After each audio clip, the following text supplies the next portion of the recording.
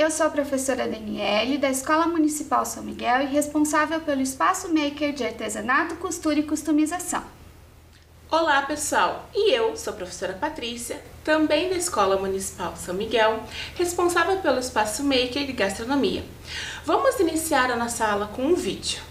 Olá! Vamos conhecer um pouco sobre o continente africano? Ele é o terceiro maior continente do mundo. Ocupa cerca de 20% da área continental da Terra, onde vivem mais de 1 bilhão de habitantes, fazendo dele o segundo mais populoso entre os demais. É conhecido como o berço da humanidade, pois há indícios de que o continente foi o primeiro a ser habitado por humanos. Há quem pense que a pobreza domina a África, o mesmo que tudo é coberto por uma savana cheia de leões e zebras. Mas a sua riqueza, em todos os sentidos, é muito mais do que você já viu ou ouviu.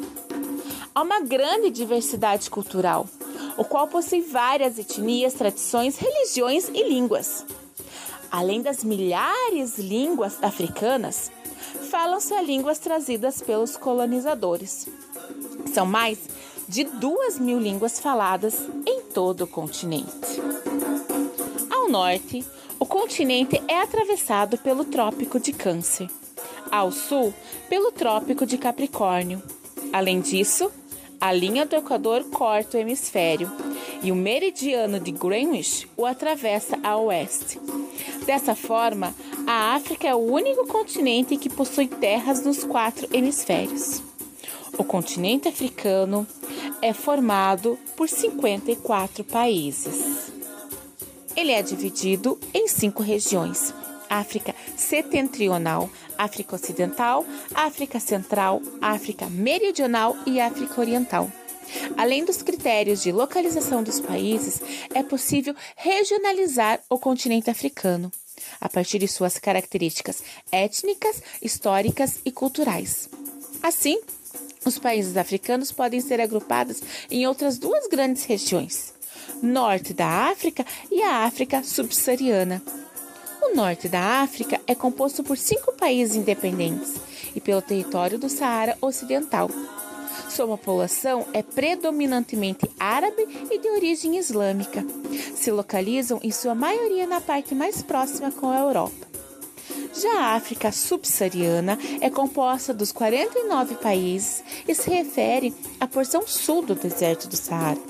É ocupada predominantemente por povos negros de várias etnias, com grandes diferenças culturais entre si e grandes contrastes socioeconômicos.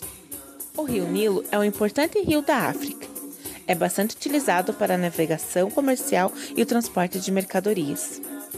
A agricultura é amplamente praticada nas margens do rio, porque as terras são férteis e úmidas.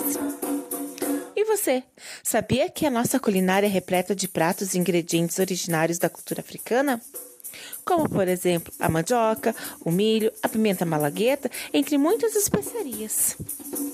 A caça, a pesca e a coleta de produtos naturais são uma das principais fontes de renda para a maioria da população africana.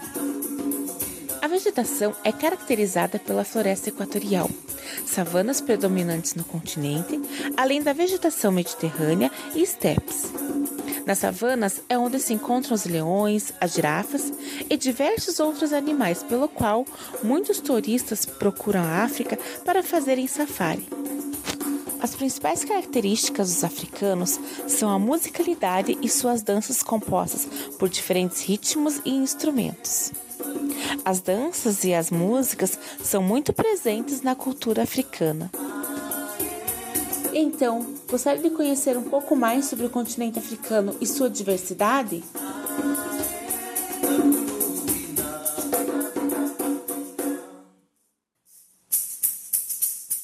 A aula de hoje é sobre Moçambique. Você sabia que Moçambique é o único país com um nome só que possui todas as vogais em sua escrita? Observe essa imagem. Moçambique. A, E, I, O, U. Todas as vogais na palavra Moçambique.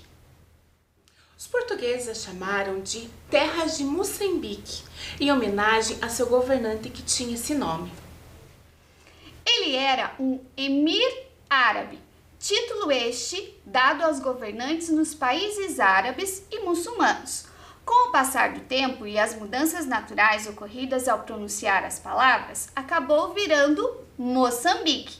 Agora vamos assistir a uma entrevista muito especial. Vejam só.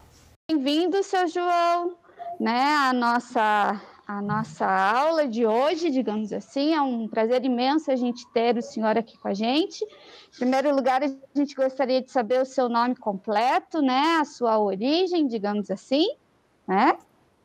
Perfeito. Bem, boa tarde a todos vocês. Eu sou João Luís Reino Lira.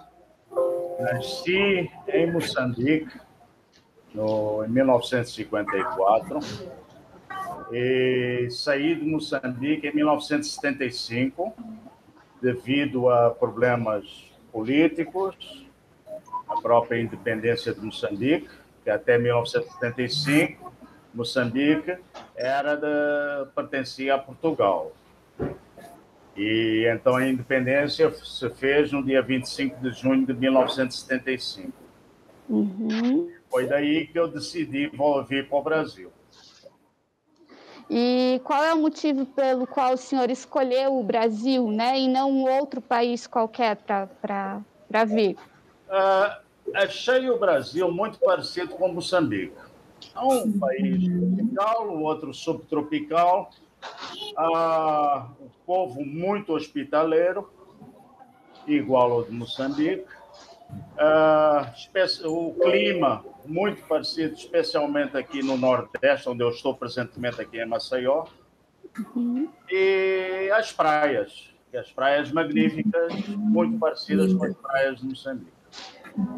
E lá em Moçambique, o senhor morava onde exatamente? Eu morava em Lourenço Marques, presentemente Maputo, e no bairro da Matola. Matola ficava aproximadamente uns 10 quilômetros de Lourenço Marques.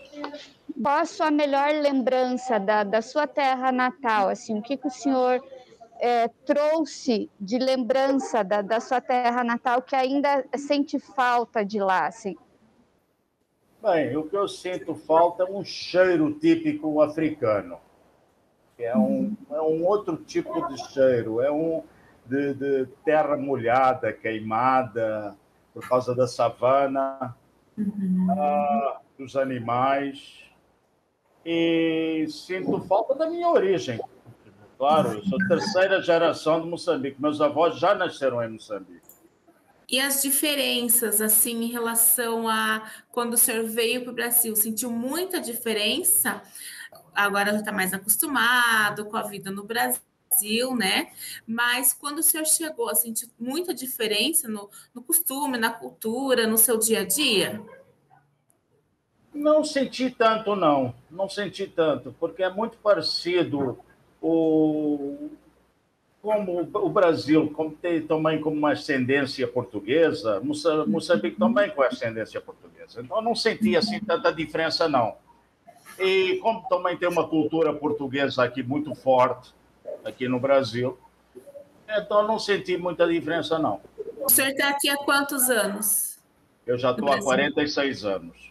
Bastante tempo. 46 anos, mas também não quero perder o sotaque, porque é para manter a minha origem. Isso é uma coisa assim, muito gostosa de se ouvir, esse sotaque. Essa questão da comunicação lá é bem interessante, porque são faladas muitas línguas, em Moçambique, digamos assim, muitos idiomas, em Moçambique. Como que é a comunicação em Moçambique? Como que as pessoas se entendem, essa questão da linguagem, dos sotaques em Moçambique? Muito boa pergunta. Moçambique é feito de várias etnias, como Xangana, Landim, Macua, Maconde e várias outras. E praticamente entre 150 e 200 quilômetros já se torna difícil para os nativos africanos se entenderem. Então, praticamente o que acontece em Angola e em Moçambique, eles falam todos a língua portuguesa. Então, mantém a língua portuguesa para se unirem, praticamente. Muitas vezes a gente nem sabe, né, que um país como a África, né, como Moçambique, digamos assim, né, a questão da língua portuguesa é presente, né. Então, para a gente, culturalmente falar disso é muito importante, né, porque os nossos alunos às vezes nem têm conhecimento que a nossa língua ela é falada também lá, né. Estar conversando com o senhor agora é muito importante, né, porque esse sotaque, apesar de ser um sotaque diferente, ser um português diferente, mas é um português que a gente entende. Com relação à questão assim cultural e de artesanato, né? Falando um pouquinho disso, a gente sabe que tem a questão das capulanas, né? Que são bem tradicionais aí de Moçambique, né? Que as mulheres usam, os homens usam. O senhor tem lembrança de alguma coisa voltada para a capulana? Era algo assim, típico da sua memória? O senhor chegou a usar? Ou não era algo da sua memória, da sua vivência?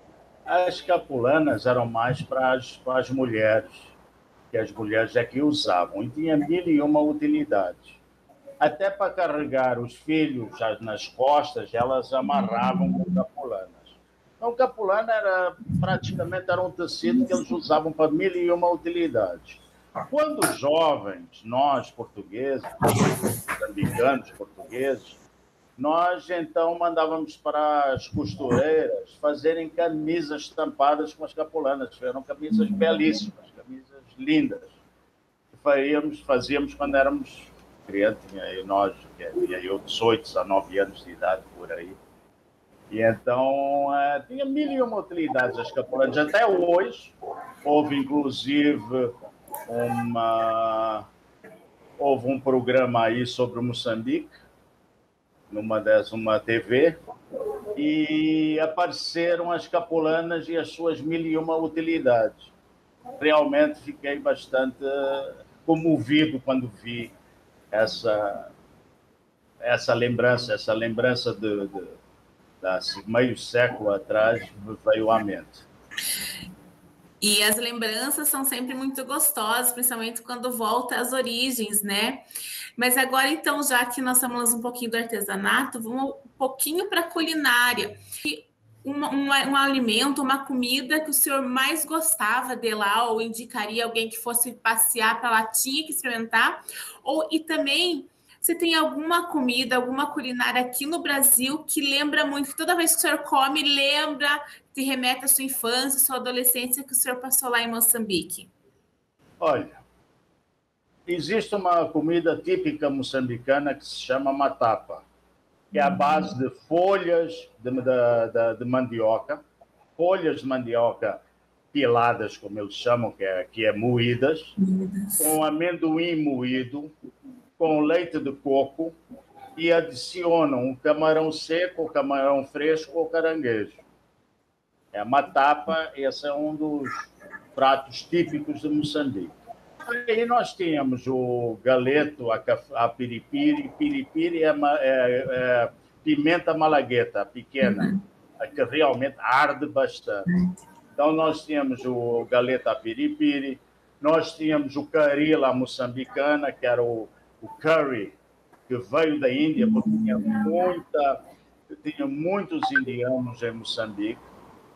Então, nós tínhamos esses pratos que me lembro, e a maioria deles à base de camarão também, porque tem que ver que o Canal do Moçambique é um aquário vivo, é o maior aquário do mundo, onde tem a maior variedade de peixes e crustáceos.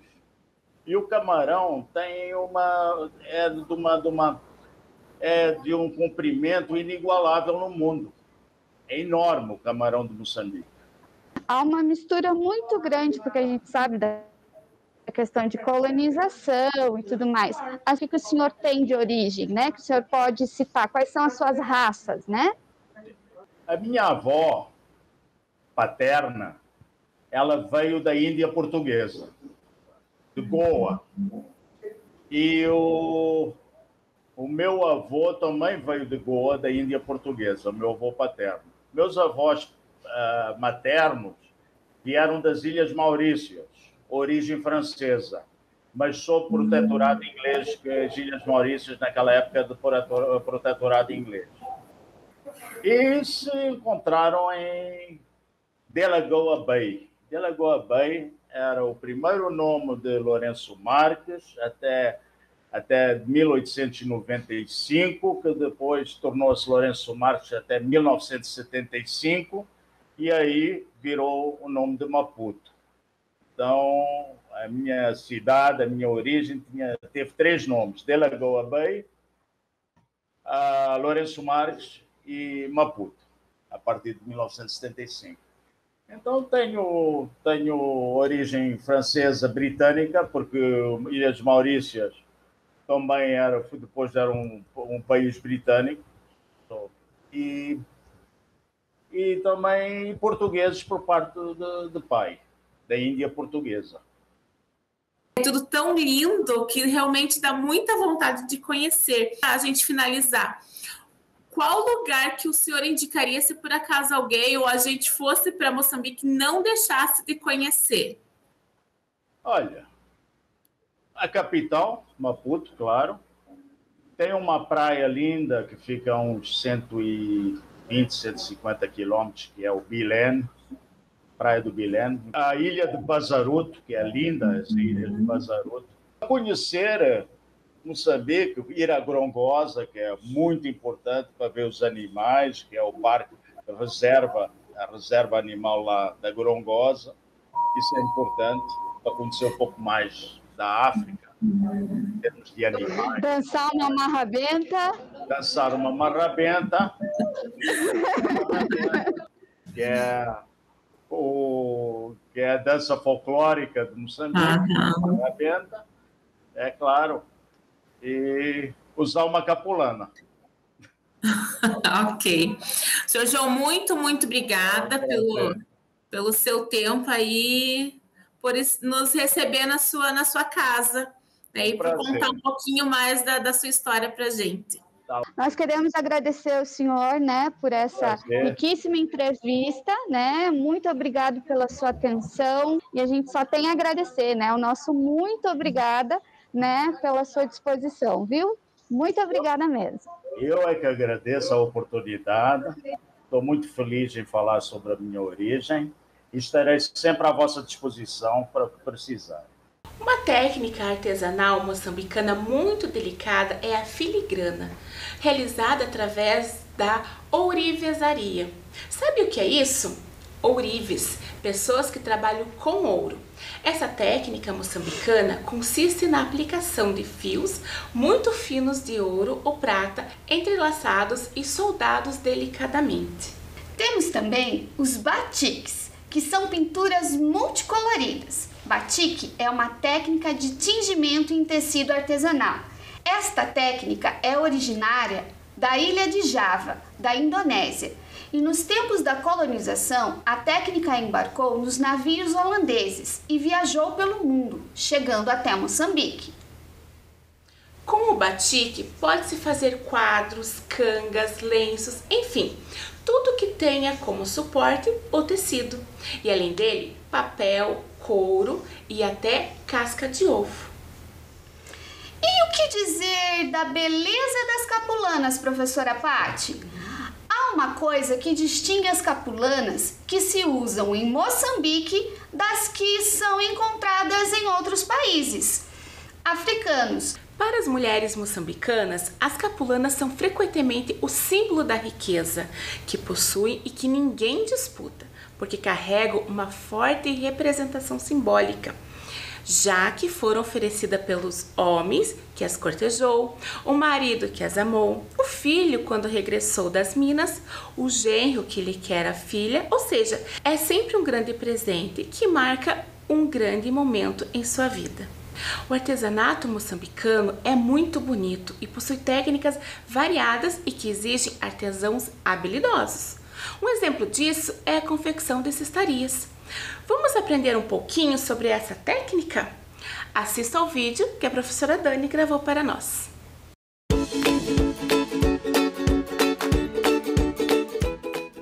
Olá, galerinha! Eu sou a professora Daniele, do Espaço Maker de Artesanato, Costura e Customização da Escola Municipal São Miguel. E hoje a gente vai falar um pouquinho sobre o artesanato lá de Moçambique, certo? Lá eles costumam muito trabalhar com cestarias. Porém, as cestarias, quando a gente fala em cestaria, né, a gente precisa de um material tipicamente de origem vegetal, né? Mas a gente não tem a palha, que é aquilo que eles geralmente usam para fazer, né? A gente não tem esse material disponível aqui na cidade para poder usar.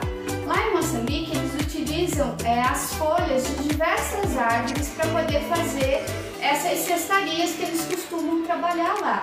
Como a gente não tem esse material disponível, a gente pensou, né, em trabalhar com as cestarias, mas adaptando para a realidade nossa aqui e com um material que fosse de acesso fácil, né? Por isso, a gente escolheu, para poder utilizar na nossa cestaria, um material que é de origem vegetal, porém, essa origem vegetal, digamos assim, ela já é um pouco industrializada, que é o papel, tá? Aqui a gente vai usar saquinhos de pão, certo? Ele pode ter, por exemplo, o logo lá da padaria, não tem problema, tá? Ele só não pode estar cheio de gordura, tá? Ou sujo por dentro. Então, se tiver, por exemplo, o cisquinho do pão, chacoalha lá o cisquinho fora, né? E a gente pode usar ele da mesma forma, tá? Se tiver meio amassadinho, não tem problema, a gente vai amassar ele mesmo para poder trabalhar. Então, o que a gente faz em primeiro lugar? A gente vai precisar de vários saquinhos de pães. Então, a gente vai precisar primeiro cortar esses saquinhos, preparar o nosso material para depois começar a fazer a tecelagem, digamos assim, do nosso fio para daí produzir a nossa cestaria, certo? Então, a gente vai começar colocando agora em prática as mãos na massa, para a gente poder primeiro cortar então o nosso fio. Vamos lá? Então a gente pega aqui com a ajuda de um estilete, tá? Então é importante que vocês peçam auxílio para um adulto para não se cortar, não se machucar. Aí tem aqui, ó, a dobrinha do saco, né? De pacote. Vocês vão abrir nessa dobrinha, cortar até o final do pacote, mas não tudo. Vai deixar um pedaço aqui, ó. Tá vendo? A mesma coisa vai fazer do outro lado. Vamos lá. Devagarzinho vai passar o estilete. Se não tiver estilete, não tem problema. Pode fazer com a tesoura, professora? Pode fazer com a tesoura. Só que com a tesoura é um pouquinho mais chato, porque tem que cuidar justamente para não rasgar o pacote. Ó, abrir o pacote, certo? Agora, a gente vai fazer duas espessuras de tiras. Por que duas espessuras, professora? Justamente para a gente conseguir fazer dois tipos de tramagem. Uma mais fina e outra mais grossa. Então aqui, ó, com o nosso pacote aberto, a gente vai dobrar ele ao meio.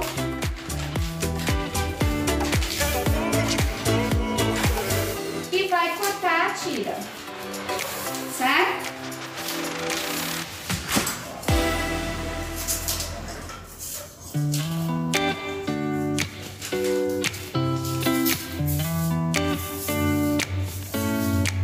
Depois vai dobrar ao meio de novo.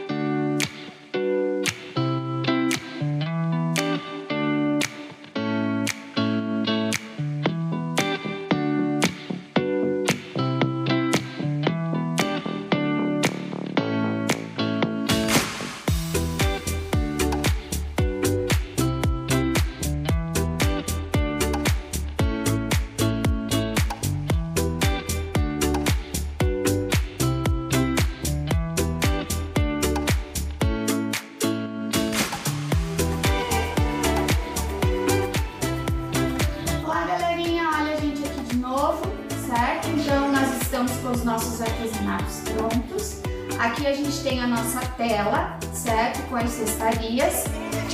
Aqui, ó, nós temos dois exemplos que vocês podem usar como descanso de panela, esse menorzinho aqui, e esse maior vocês podem usar como o que a gente chama de suplá, que é para pôr embaixo do prato, tá? Para enfeitar a mesa. Essas cestas aqui que tem uma bordinha maior, vocês podem colocar como centro de mesa, por exemplo, até deixar um pouquinho maior a borda e colocar frutas dentro, né? E deixar ali para enfeitar, realmente decorar a mesa, né? Vocês podem colocar não em formato de tela, mas direto na parede para fazer a decoração. Então vai da imaginação de vocês, usem e abusem da criatividade.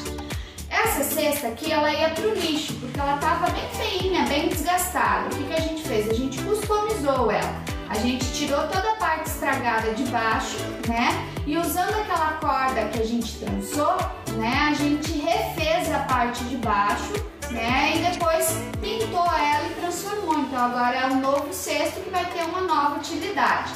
Então isso é customizado. A gente refez e ela vai ser utilizada novamente.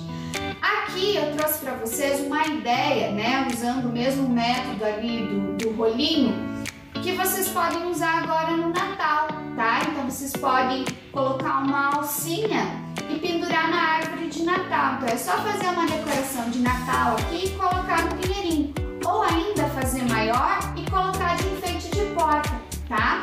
Então aqui são algumas dicas, né, de como a gente pode usar a cestaria no nosso dia a dia. Então, com materiais como o papel, né, que a gente usou para fazer esse rolinho, né, o saquinho de pão, a gente pode criar uma cestaria tão bonita quanto essas aqui. Então, espero que vocês tenham gostado e que vocês venham fazer parte das nossas aulas nas salas makers, certo? Espero vocês e até a próxima, pessoal. Um beijo grande!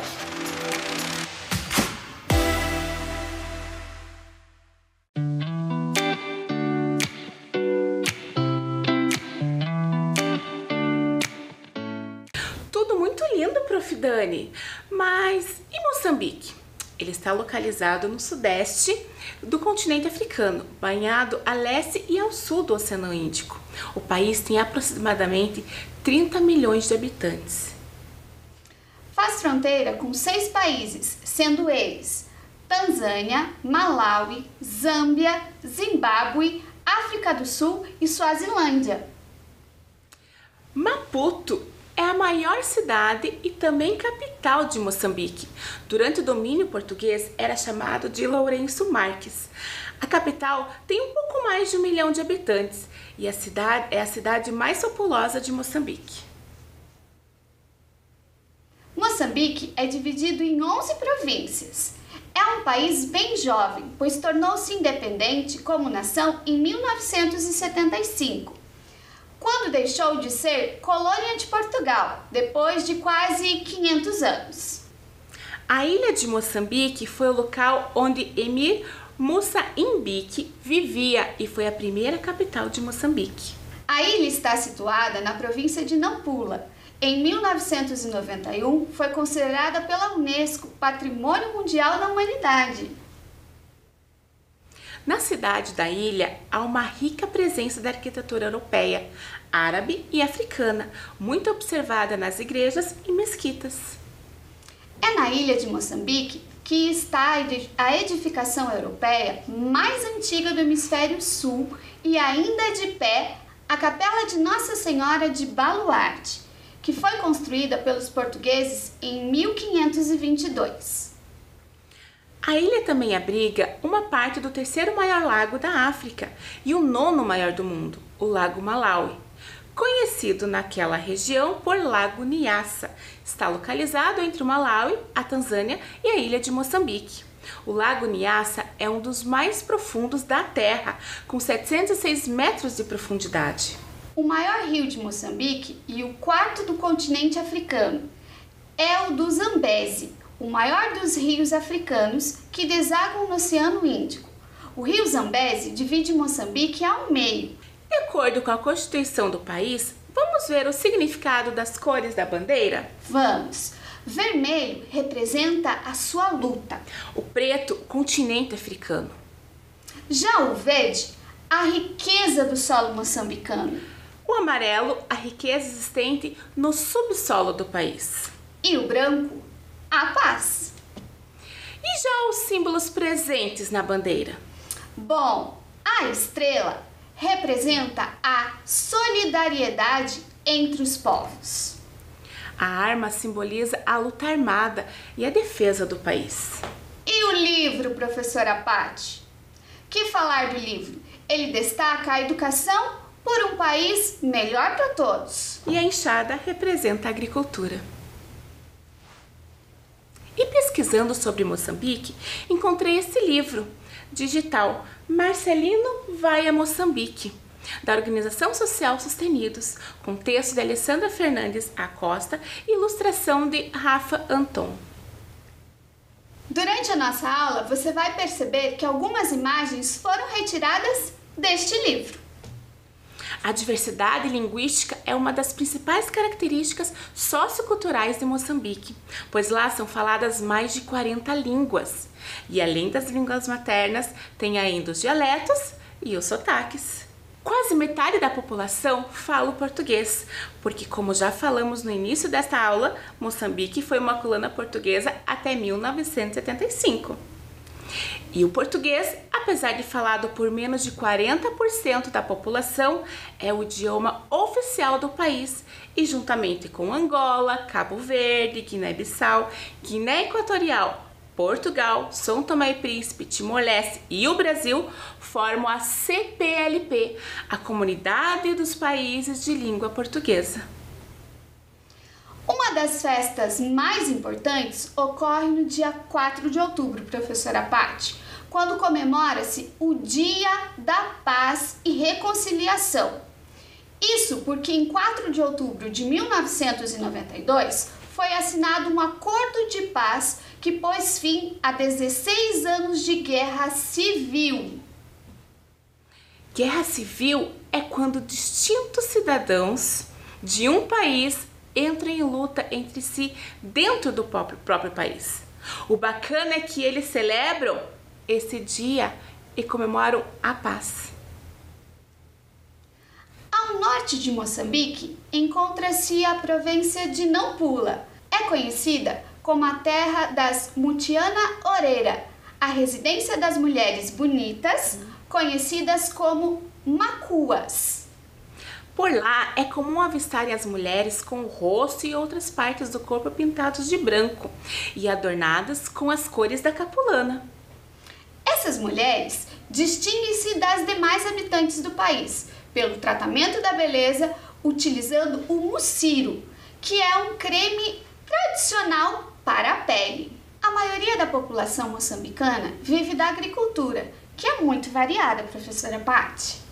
Os principais cultivos são o milho e a mandioca, mas o país produz também algodão, cana-de-açúcar, coco, arroz, feijão, abóbora, entre outros alimentos. A economia é complementada pela criação de bois, porcos e ovelhas. A pesca é bem desenvolvida, pois Moçambique tem um vasto território com costa marítima e águas continentais de grande potencialidade pesqueira. O país também possui recursos minerais como carvão, bauxita, ouro e pedras preciosas, além de reservas de gás natural. Em Moçambique é chamado de chima, um mingau grosso feito com farinha de milho, mandioca ou de arroz. Lá no Malau, como vimos na nossa primeira aula, esse mesmo mingau é chamado de nsima. A matapa é um dos pratos típicos de Moçambique. O prato é feito com uma folha de mandioca moída com um molho à base de amendoim, também moído, e leite de coco. Aliás, o povo moçambicano adora utilizar o leite de coco em suas receitas.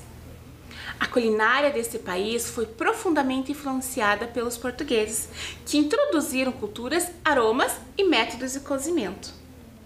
Agora vocês assistirão a um vídeo de uma receita que é bastante conhecida no Brasil e uma das muitas influências deixadas para nós pelo povo africano. É um doce muito consumido em Moçambique. Ele foi preparado no Espaço Maker de Gastronomia da Escola Municipal Maria Clara Brandão Tesseroli. É uma receita que leva poucos ingredientes e muito fácil de fazer. Vejam só!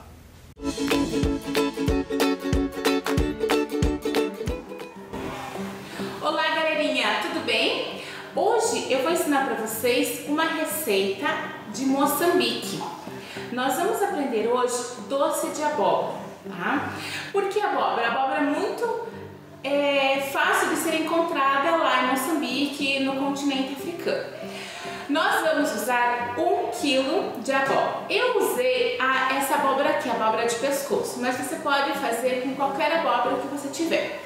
Nós vamos fazer também 2 xícaras de açúcar, eu tenho açúcar cristal aqui, pode também ser feito com açúcar refinado, da sua preferência, o que você tiver em casa.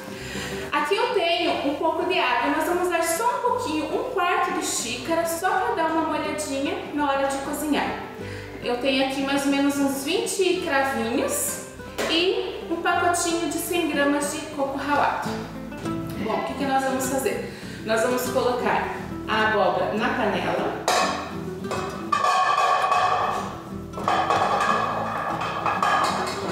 Eu piquei essa abóbora em cubinhos.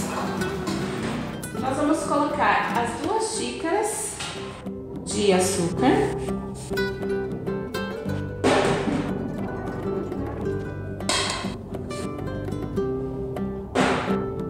Um pouco de água, mais ou menos 1/4, como eu falei já. Dependendo da abóbora que você usar, você vai precisar colocar um pouquinho mais, tá? Essa aqui ela desmancha rapidinho. Mas se precisar que a abóbora não desmanchou, você pode colocar um pouquinho mais de água. E aqui nós temos os cravos. Vou dar um gostinho a mais. Pessoal, eu acendi o fogo, tá? Nós temos todos os ingredientes aqui já, abóbora. Mas lembrando que toda vez que a gente usa a faca e o fogo na cozinha, em qualquer lugar, a gente tem que pedir sempre a ajuda de um adulto, tá? Para não correr nenhum acidente, ok? Então aqui nós vamos cozinhar, sempre mexendo, tá? E daqui a pouco eu vou mostrar para vocês o ponto que nós queremos. Por que a gente colocou pouca água? Porque a abóbora solta muita água, por isso que a gente não precisa de tanta água, tá? Ela vai soltar bastante água e nós vamos deixar ela ligada mais ou menos até ela secar toda a água, ok? Então vamos lá. Já vou mostrar para vocês o ponto que nós precisamos, que daí no final nós vamos colocar o coco ralado. Então, pessoal, depois de 25 minutos, esse é o ponto que nós queremos do nosso cozimento da abóbora. Agora nós vamos acrescentar o coco ralado. 100 gramas de coco ralado, um pacotinho. Vamos dar uma mexida. Para ele pegar o sabor da abóbora e já está pronto o nosso doce.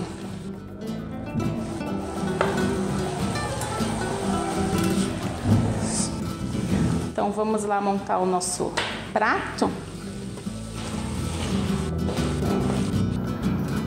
Bom, pessoal, aqui está o nosso doce de abóbora com coco. Está bem cheiroso e espero vocês na Sala Maker de Gastronomia. Se fizerem, nos enviem por e-mail. Até mais!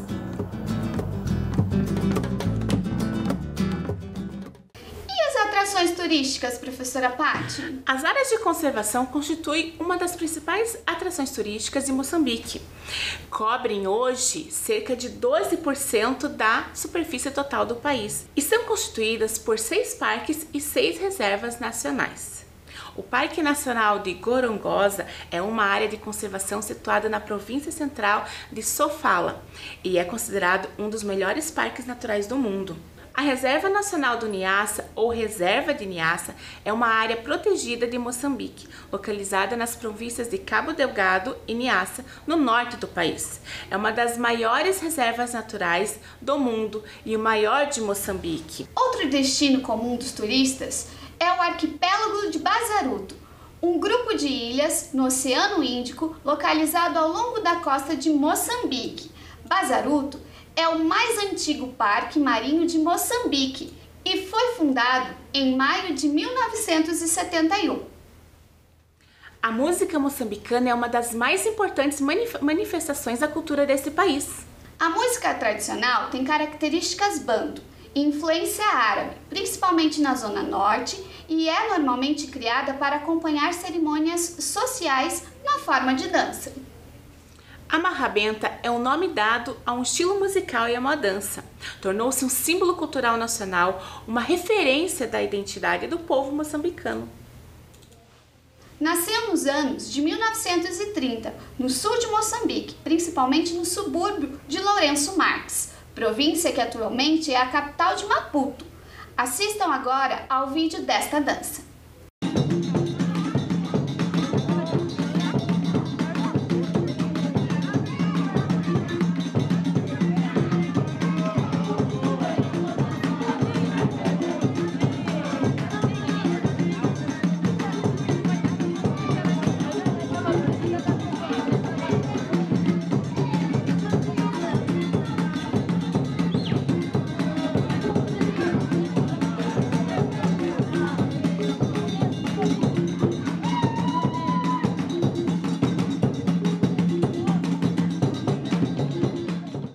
Que legal essa dança, hein, Prof. Dani? E vocês gostaram? Esperamos que tenham gostado desta aula também. E se realizarem qualquer uma das sugestões, nos enviem fotos ou vídeos para o nosso e-mail mãosnamassa, tudo junto sem acento, .rme@gmail.com. Nos encontramos nas salas makers de gastronomia e artesanato, costura e customização. Nos despedimos por aqui com um vídeo de uma linda canção moçambicana que fala exatamente de despedidas. Tchau, pessoal. Até mais e até a próxima. Beijinhos. Olá, eu sou Elídio. Aqui Calusa. Nós vamos apresentar a música moçambicana que diz Salani, que significa adeus. Esperamos que possam gostar.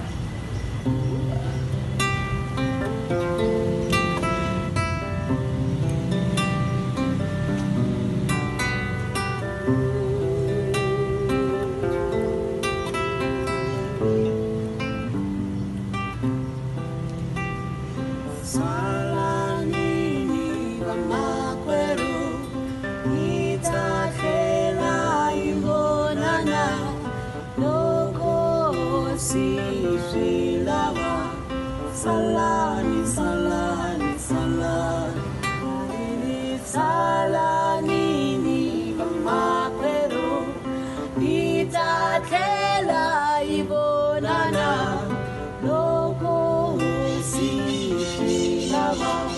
Salani, salani, salani, salani, salani.